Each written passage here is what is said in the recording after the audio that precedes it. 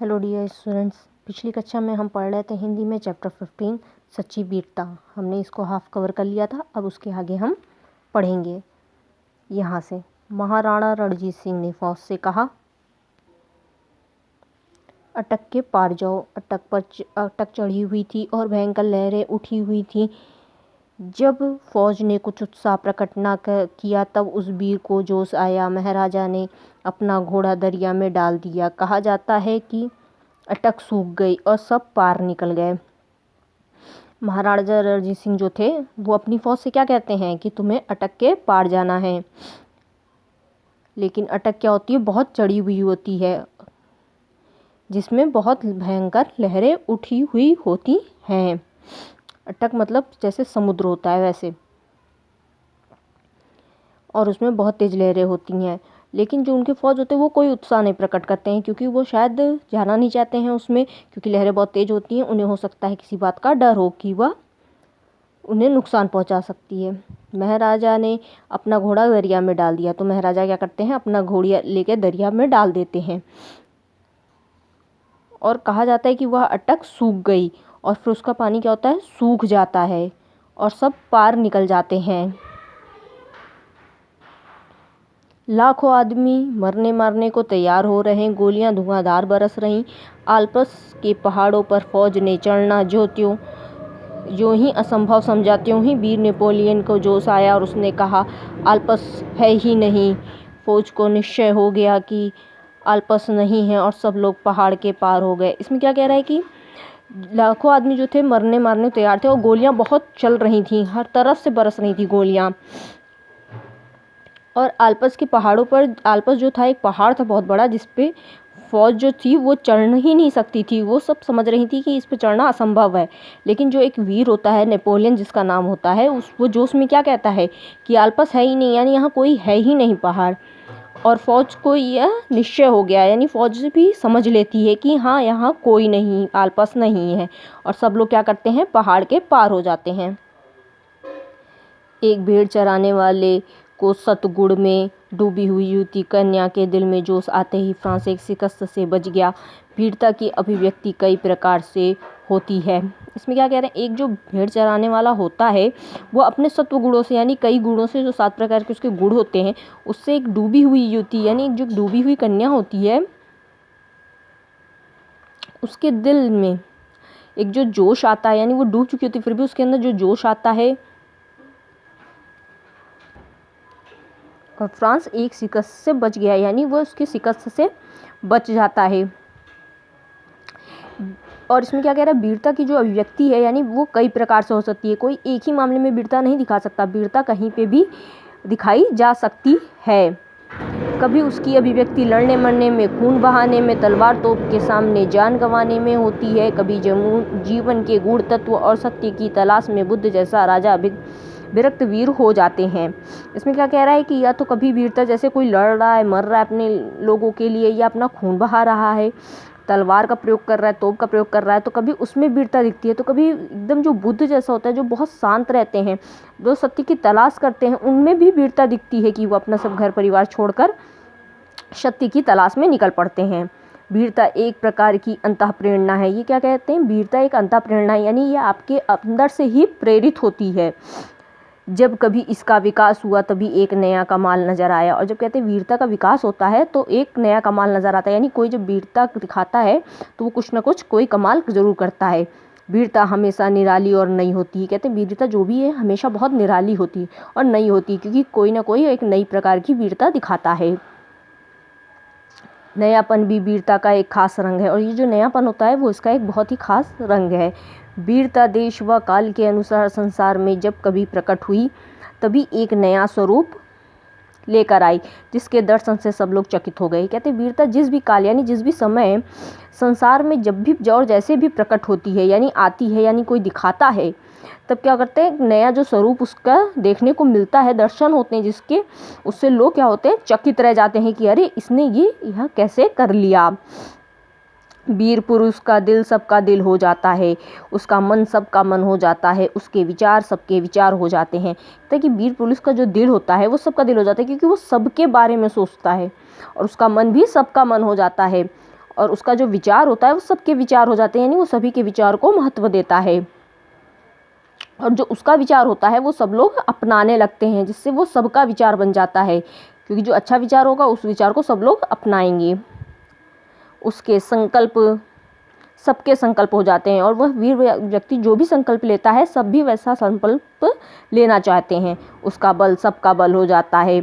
वो बल का प्रयोग क्या करता है, वो सिर्फ अपने लिए नहीं सबके लिए करता है उस बल का प्रयोग, इसलिए उसका जो बल होता है वो सबका हो जाता है। वह सबका और सब उसके हो जाते हैं। वह सभी के बारे में सोचता है, इसीलिए सब भी उसके बारे में सोचते हैं, यानी उसके हो जाते हैं।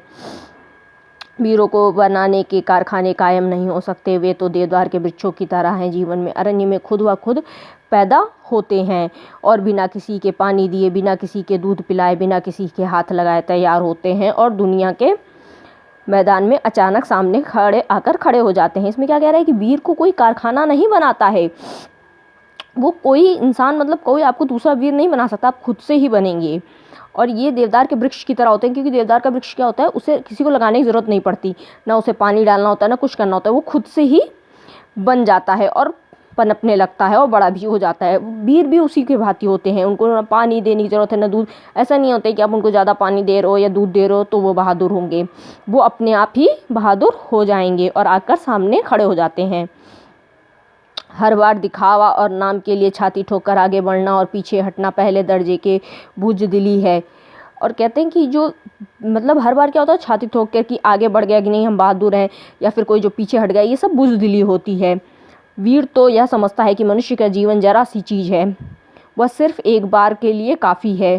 जो वीर होते हैं क्या सोचते हैं कि मनुष्य का जो जीवन है वो तो बस एक महज एक चीज़ है, उसका कोई अर्थ नहीं है, एक बार मिल गया इतना ही काफ़ी है। बंदूक में केवल एक गोली है, उसे एक बार ही प्रयोग किया जा सकता है। हाँ, कायर पुरुष इसे बड़ा ही कीमती और कभी ना टूटने वाला हथियार समझते हैं। हर घड़ी आगे बढ़कर या दिखाकर कि हम बड़े हैं, वे फिर इसलिए पीछे हट जाते हैं कि उनका मनोबल और जीवन किसी और अधिक बड़े काम के लिए बच जाए। वो क्या करते हैं कि हर बार आगे आते हैं और दिखाते हैं कि हाँ मैं बहुत बहादुर हूँ, लेकिन फिर अपने आप को बचा के भी रखते हैं। क्यों? ताकि वो आगे आने वाले किसी काम के लिए बचे रहें, यानी दुश्मन से वो भिड़ेंगे भी और ख़ुद को सुरक्षित भी करेंगे, ताकि जब कभी फिर से कुछ ऐसा कुछ घटना हो तो वो क्या करें, दूसरों की भी रक्षा कर सकें और उनसे लड़ सकें।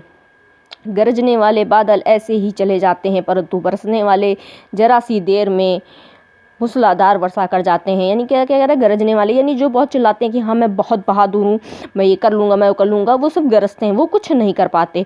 और बरसने वाले यानी जो वाकई में वीर होते हैं, वो आते हैं और जरा सी ही देर में अपनी पूरी वीरता दिखा देते हैं। 20 पुरुष शरीर का शरीर कुदरत की समस्त ताकतों का भंडारी। क्या कह रहे हैं, जो वीर पुरुष होता है उसके पास जो कुदरत यानी प्राकृतिक जो ताकत होती है शरीर में, उसका भंडार होता है, यानी बहुत ही अधिक होती है। कुदरत का यह केंद्र हिल नहीं सकता, और ये जो कुदरत का केंद्र है इसको कोई हिला नहीं सकता है। सूर्य का चक्कर हिल जाए तो हिल जाए, परंतु वीर के दिल में दैवी केंद्र है, वह अचल है। कहते हैं कि सूर्य जो है वो भले हिल जाए, लेकिन जो वीर होता है, जो उसका दिल होता है, वह कभी बदलता नहीं है, वो हमेशा वैसा ही रहता है। अगर उसके दिल में अच्छाई चल रही है दूसरों के प्रति तो वो हमेशा ही रहेगी, उसे बदल नहीं सकता कोई। कुदरत की नीति चाहे विकसित होकर अपने बल को नष्ट करने की हो, मगर वीरों की नीति बल को हर तरह से इकट्ठा करने और बढ़ाने की होती है। कहते हैं कुदरत भले ही अपनी शक्ति को क्या करता है, नष्ट कर देता है, लेकिन जो एक वीर होता है वो कभी भी ऐसा नहीं करता है, वो हमेशा अपनी शक्ति क्या करता है, इकट्ठा करता है और उसे बढ़ाने का प्रयास करता है। वह वीर क्या जो टीन के बर्तन की तरह झट से गर्म हो ठंडा हो जाता है। कहते हैं कि वीर ऐसा नहीं होता कि झट से गर्म हो गया टीन के डब्बे की तरह या ठंडा हो गया, मतलब जरा से उसमें उबाल आ गई, किसी ने कुछ कह दिया तो वीरता दिखाने लगा और उसके बाद फिर शांत हो गया, ऐसा नहीं होता है। सदियों नीचे आग जलती रहे तो भी शायद गर्म हो, और हजारों वर्ष बर्फ उस पर जमती रहे तो क्या मजाल उसकी वाड़ी तक ठंडी हो। कहते हैं कि इस पर क्या होता है कि सदियों तक भी कोई उनको गर्म करता रहे तो भी वो नहीं होंगे, और ना ही उनके ऊपर कोई बर्फ़ भी डाली जाए सदियों तक, यानी बहुत समय तक, तो भी वो ठंडी नहीं होगी, यानी वो जैसे हैं वैसे ही रहेंगे। उसे खुद गर्म और सर्द होने से क्या मतलब, वो ना गर्म होते हैं ना सर्द होते हैं। सदा जीत होती है, या भी वीरता का एक चिन्ह है। और जो सत्य होते हैं वो हमेशा जीतते हैं। यही वीरता की क्या है, एक चिन्ह है, यानी पहचान है कि अगर आप सही हो तो आप हमेशा जीतोगे। विजय वही होती है जहाँ पवित्रता और प्रेम है। दुनिया धर्म और अटल आध्यात्मिक नियमों पे खड़ी है। जो अपने आप को उन नियमों के साथ अभिन्न करके रहता है, उसकी विजय होती है। क्या कह रहे हैं कि जहाँ पवित्रता होती है और प्रेम होता है, वहीं पे जीत भी होती है। और जो दुनिया का धर्म है वो क्या है, अटल है और एक आध्यात्मिक नियम पर खड़ा है, यानी उसे कोई बदल नहीं सकता है। और जो इस नियम को मानता है उसी की क्या होती है, हमेशा जीत होती है, यानी विजय होती है। जब वह कभी वीरों का हाल सुनते हैं जब हम कभी वीरों का हाल सुनते हैं तब हमारे अंदर भी वीरता की लहरें उठती हैं और वीरता का रंग चढ़ जाता है, परंतु प्रायः चिरस्थायी नहीं होता। क्या कह रहे हैं, जब हम जैसे किसी वीर की कहानी सुने तो हमारे अंदर भी क्या होता है, लहरें उठने लगती वीरता की, हाँ कि हम भी ऐसा करें, हम भी ऐसे बहादुर बन जाए। लेकिन ये बहुत समय तक के लिए नहीं होता, क्योंकि ये तो हमें सुन के आया है, हम अंदर से वीर नहीं हैं। इसका कारण यही है कि हम सबको दिखाने के लिए वीरता बनना चाहते हैं, वीर बनना चाहते हैं। और ये क्या कारण है कि हम दूसरों को सिर्फ दिखाते कि नहीं हम बहुत बहादुर हैं, हमें दिखाना नहीं, हमें बनना है। अगर हम दिखाने लगेंगे तो वह कुछ समय के लिए ही रहेगा। टीन के बर्तन का स्वभाव छोड़कर अपने जीवन के केंद्र में निवास करो, सच्चाई की चट्टान पर धीरता से खड़े हो जाओ, बाहर की सतह को छोड़कर जीवन के तहों में घुसो और तब नए रंग खिलेंगे। ये क्या कह रहा है इसमें कि आप टीन के बर्तन की तरह तुरंत से एकदम ठंडे गर्म होने वाले मत बनो। एक ही अपने जीवन का जो है केंद्र, उसको ही अपना लो। मतलब आप अगर सच्चे हो तो फिर सच्चाई की ओर ही चलो। वीरता दिखा रहे हो तो हमेशा वीरता दिखाओ, ये नहीं कि थोड़ी देर के लिए दिखाया और फिर हट गया। उसको क्या करना है, दृढ़ निश्चय करना है। और बाहर की सतह यानी बाहर से ही मत लोगों को दिखाओ कि हाँ मैं बहुत बहादुर हूँ। ये आप उसको अपने जीवन के अंदर अपनाओ, अपने अंदर से मानो कि मैं बहादुर हूँ और मैं इस कार्य को कर सकता हूँ। तभी आपका क्या होगा, नया रंग खिलेगा। तो स्टूडेंट्स, ये चैप्टर यहाँ ख़त्म हो गया है। नेक्स्ट क्लास में हम नेक्स्ट चैप्टर पढ़ेंगे। आप लोग इसका क्लास वर्क ज़रूर कर लीजिएगा अपनी फेयर कॉपी में, जिसकी हम पिक्चर आपको सेंड कर देंगे। Thank you so much students.